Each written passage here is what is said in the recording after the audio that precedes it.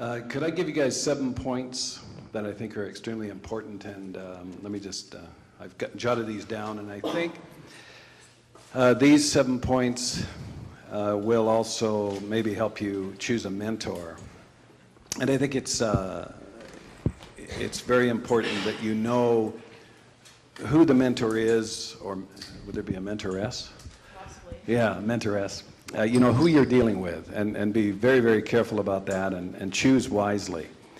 And I say that because oftentimes when you're coming through a school like Royal Roads University or any school, there can be a tendency to be naive and choose people that you meet who won't necessarily have been screened, what I call due diligence, either for the mentor or for the student. You know, both directions. I don't mean just one direction, and I think it's important that you be directed by people with principles as well as ability to make money. I think what's happened over the last, I think what you see in the explosion, I don't know, I assume you've all got some opinions about the explosion that's happened in the United States. I lived through all of that. I see now, looking back, the greed and the lack of a lot of things going on in the U.S. that's allowed that whole financial system to blow up. So I think part of it is, you know, if you base your future on integrity and solid character and principles, long term it'll pay off for you tenfold. I really do believe that to be the case, and it's going to take them a long time to dig out of what's happened here. I think maybe someone asked me over there how long I think it's going to take to dig it out. And the answer to that question is, in my estimation, 3 to 5 years. At least that's what I'm telling the banks right now, is it ain't going to happen in the next 12 months.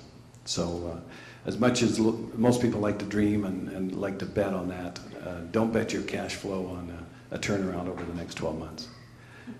Plan on 3 to 5 years of problems, and make sure your balance sheet is balanced and sensible. None of these 30-to-1 leverage deals that with the SAVs, etc. This thing's so weird. A couple of things, perspective. I think if you first look for integrity with the individual you're working with, and the only way you're going to find out about that is working with someone for a period of time. So I think you need to check out your mentor with people that they have done business with in the past. Check with lawyers, attorneys, bankers, clients, and so forth. I had a gal call me last week from Toronto. She said, I understand you're involved in a project on Vancouver Island, and you need about 20 million bucks. I said, I do. She said, I've got it. I said, great, glad you called. And I said, before you get too far, would you please give me a list of the places to acquire your funds? She said, no, I can't do that. That's confidential information. I said, well, I appreciate that. Give me 3 of your clients that you've lent money to and you've had a success with. Oh, she said, I can't tell you who the clients are. She said, you know that if I was loaning money to you and you needed it, you know, I couldn't tell you who the other people are. So I said, well, I appreciate that. That's a very professional attitude. So why don't you do this? Get me the name of your attorney that my attorney can contact, and your banker that our banker can contact. They will do so without passing on the information to me, and we can take it from there. I don't know if she hung up on me or I hung up on her, but the conversation was over. So telemarketers are fun, but I don't spend a lot of time with them. I did take the call because I'd been warned, I guess that's the best way to say it, warned in advance or told in advance by the client that I would be receiving the phone call, because they had actually given my name to the gal that called. And when anybody calls with 20 million bucks, I can tell you today, a lot of people actually believe, sensible people I'm talking, believe or want to believe that that's the case. So check out the people for the integrity. The second thing I would recommend is you listen, or you ask a lot of questions. Questions. Question everything. Question it 2 or 3 different ways. Make sure you've heard what the person's telling you. Repeat what the person says.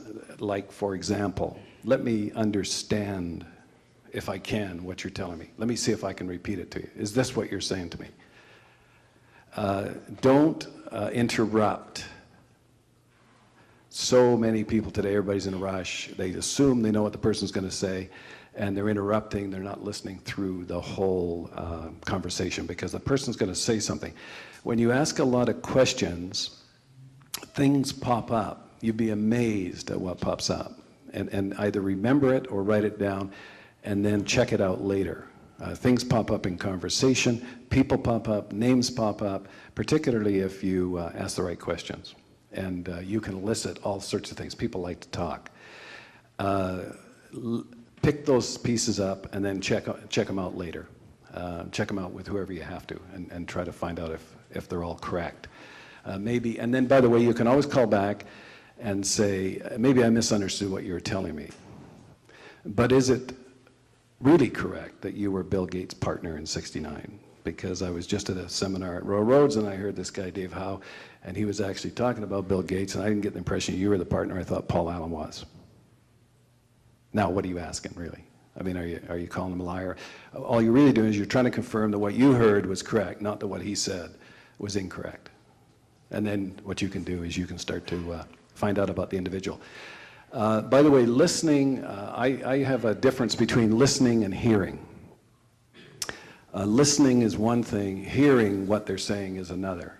And that takes a lot of work, and it takes a lot of patience. And by the way, that's the next one.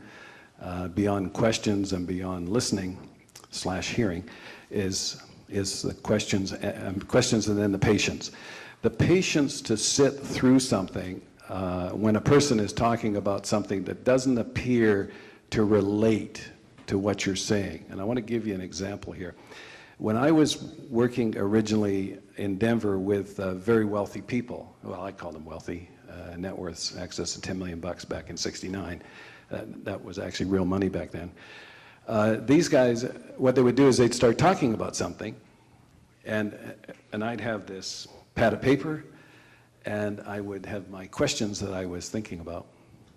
And what I found myself doing was not listening to the answer to that question. I was looking at my next question and getting prepared for it, and I was ready to almost interrupt. Now, I didn't interrupt. I waited till the end, and then I'd be asked my next question. What I found was that that's not the way people think. So what I learned to do was have a blank sheet of paper and then ask them a question, and when they started talking, they'd wander off into some, wherever their thought process took them, and I wrote down everything they told me as they wandered off. And then what I made sure I remembered was before we got through, that I would wind up asking all the questions that I had to ask. But I would let them wander off if they wanted to for an hour. And if I had another appointment, I didn't bother with the next appointment. Sometimes it was embarrassing when I didn't take the next appointment. Or I could get out and I could talk with my assistant and say, could you cancel that next appointment? I'd say something like, I gotta go to the restroom. But what I found was once you allowed a person to talk that has that kind of money, they would talk all day. I mean, they came for an hour to visit, and they would spend the whole day. And the reason for that is that most, or many, of the people I found with a fairly significant net worth are people who don't have anybody to talk to. They don't talk to their employees. They don't want to tell their banker where they're really at. They don't go home, and necessarily the wife doesn't want to hear about it all the time, etc. So what they enjoyed was talking to someone who actually listened to them.